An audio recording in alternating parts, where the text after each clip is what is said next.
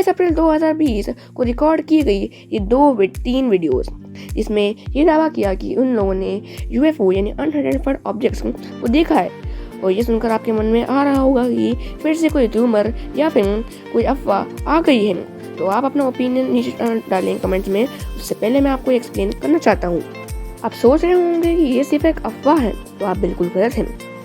तो मैं आपको बता दूँ कि ये वीडियो फुटेज किसी और ने नहीं बल्कि खुद पेंटागन ने रिलीज की। अब ये पेंटागन क्या चीज़ है?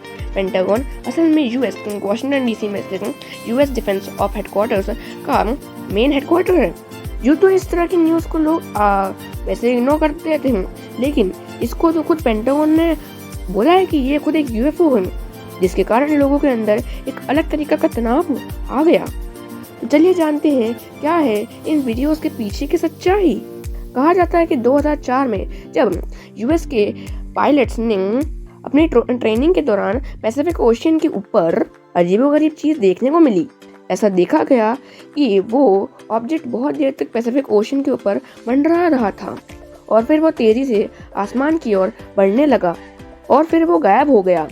नौसेना के पायलट्स ने दावा किया कि वो चीज़ ऑलमोस्ट 40 फीट लंबी थी। जिस तेजी से वो आसमान की तरफ बढ़ रहा था, उतनी तेजी से उनने उसका पीछा किया, लेकिन वो इतना तेज था कि वो उसका पीछा नहीं कर पाए और आज तक उन्होंने ऐसी इतनी तेज चीज़ कभी नहीं देखी थी, लेकिन उनने उसको रिकॉर्ड जरूर कर लिया था।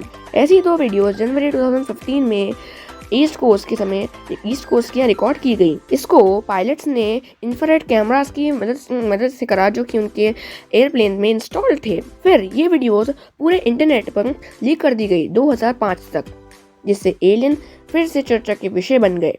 काल्पनिक संचारी उड़ान तस्वीर यानी कि यूएफओ की लीक हो जाने से इसकी बहुत सारी अफवाहें पैदा होने लग गईं।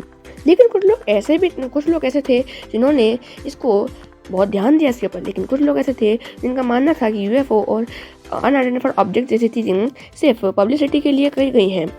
लेकिन फिर दिसंबर 2017 और मार्च 2018 में आई वो 2 वीडियोस जो खुद अमेरिकी पायलट्स के द्वारा रिकॉर्ड किए गए थे। म्यूजिशियन टॉम डिलोंग, जो कि खुद एक म्यूजिशियन कंपनी के को-फाउंडर कहलाते हैं, उन्होंने ये कहकर उन दोनों वीडियोस को रिलीज किया कि वो इन चीज़ों में दिलचस्पी रखते हैं। साल 2018 तक आई जो वीडियोस के कारण लोगों के मन में बहुत सारे तनाव और टेंशन और बहुत सारे क्वेश्चंस आ रहे थे, जिनका जवाब पेंटागन को देना ही चाहिए था। फिर 28 अप्रैल 2020 को पेंटागन ने इन क्वेश्चंस का आंसर देने के लिए एक असेंबली करी और पब्लिकली उन वीडियोस को रिलीज कर दिया।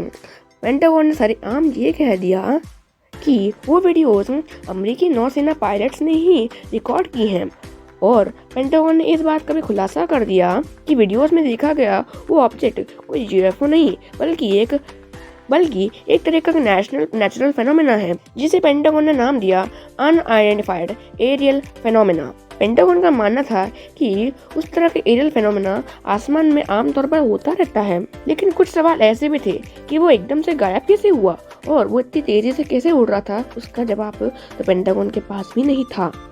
इन 3 वीडियो फुटेजेस के अलावा भी बहुत सारी ऐसे वीडियोस और फोटोज हैं जो दावा करते हैं कि हम धरती पर अकेले नहीं हैं, बल्कि बहुत सारे एलियंस इस गैलेक्सी और यूनिवर्स में मौजूद हैं। क्या आप जानते हैं कि सबसे पहले किसने यूएफओ को देखा था? सबसे पहले यूएफओ को देखने वाले थे केनेथ आर्नोल्ड। 27 जून 1947 जब केनेथ अपनी माउंटेनियर की ट्रेनिंग कर रहे थे, तो उस समय उन्हें एक चीज़ दिखी जो यूएफओ सॉसर की तरह दिख रही थी, और इसी कारण फ्लाइंग सॉसर नाम की एक चीज़ हमें देखने को मिल सकी। जैसे ही आर्नोल्ड की कहानी लीक हुई, वैसे ही बहुत सारे लोगों ने भी ये दावा किया कि उन्होंने भी पायलट उड़ान भरते समय यूएफओ को देखा है। सबसे विश्वसनीय जो थे जिन्होंने कहा था वो थे यूनाइटेड की क्रू, जिनका मानना था कि उन्होंने भी फ्लाइंग सॉसर जैसी चीज़ को आसमान में देखा। ये बात केनेथ आर्नोल्ड के कहने के बात के लीक होने के सिर्फ 10 दिन बाद ही आ गई थी। क्या वह आर्नोल्ड की बातों को रिपीट कर रहे थे, और क्या वो उस पर इतना हावी हो गए थे कि रिपीट करने के उन्हें लग रहा था कि उन्हें रिपीट करना चाहिए बातों को? नहीं, उन्हें भी वो देखने को थी। तो क्या आपकी क्या राय है, कमेंट में जरूर डालिएगा। आज की वीडियो खत्म हो जाती है। Bye bye. my guys. Know that we fly, know that they ride or die. Why they wanna move like that? Where you want gone? Why you want act like that? Why you play hard? No rush, go and move dumb. Back and forth